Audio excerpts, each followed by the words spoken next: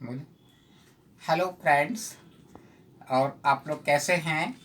अभी मैं आज आपको किडनी स्टोन के बारे में बताऊंगा। आप लोगों को मालूम होगा कि किडनी स्टोन का अधिकांश डॉक्टर्स कई बार ऑपरेशन बताते हैं, और लेकिन होम्योपैथी में इसका काफ़ी सटीक इलाज है। हाँ, यदि यह 10 mm से ज़्यादा होगी तो फिर उस स्थिति में ऑपरेशन की ही द्वारा निकाली जाती है, लेकिन 10 mm से कम होने पर इसे होम्योपैथिक दवाई के द्वारा छोटा करके यूरिन के थ्रू बाहर निकाल दिया जाता है।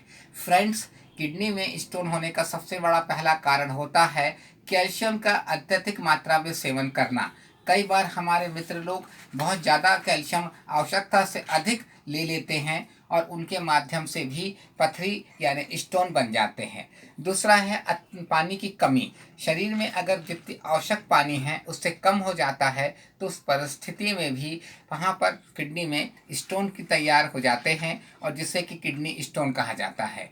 इसी तरह से कुछ केमिकल्स, कुछ पेन किलर दवाइयों के माध्यम से या कई और किसी तरह के दवाइयों के सेवन से, या किसी तरह के ऐसे तत्व जिसमें कैल्शियम की अत्यधिक मात्रा है उनके सेवन से भी हाँ, कई बार लोगों को किडनी स्टोन हो जाया करते हैं। तो मित्रों, सबसे पहले ये ज़रूरी है कि हम पहले कैल्शियम की जांच शरीर में करवा लें। कैल्शियम की जांच अगर हमारी कराने पर हमें मिलता है कि कैल्शियम जितना औसत होना चाहिए वो है, तो कभी भी कैल्शियम की कोई दवाई, कोई टॉनिक, कोई सिरप का सेवन ना करें।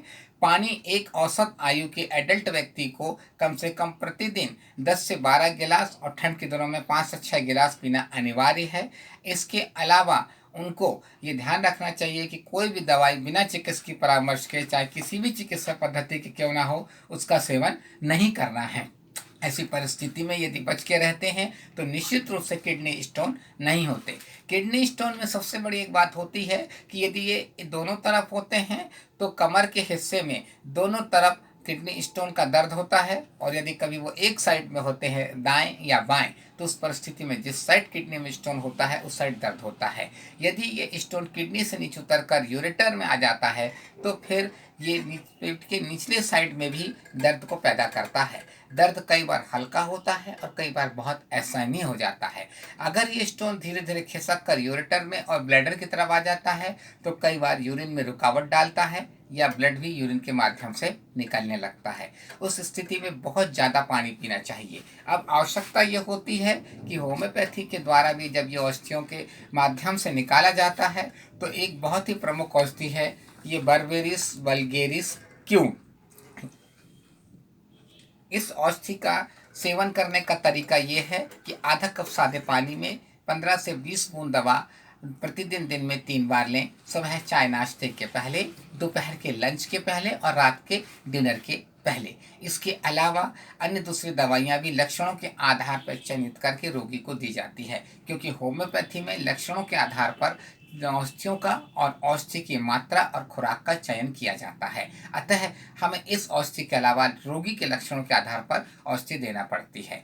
अब ऐसी परिस्थिति में और क्या बचाव है, तो होम्योपैथिक मेडिसिन के साथ साथ कॉफ़ी का सेवन ना करें।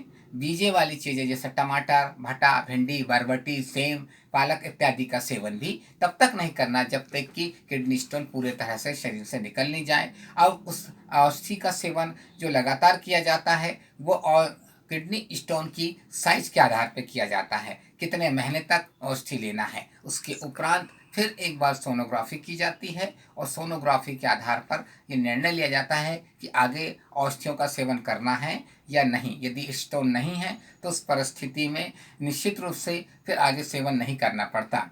हाँ मित्रों, एक बात और है, किडनी स्टोन दोबारा ना बने उसके लिए भी होम्योपैथी की कई और भी औषधियाँ हैं जिन्हें कि किसी योग्य होम्योपैथिक चिकित्सक के परामर्श से आप लोग सेवन कर सकते हैं।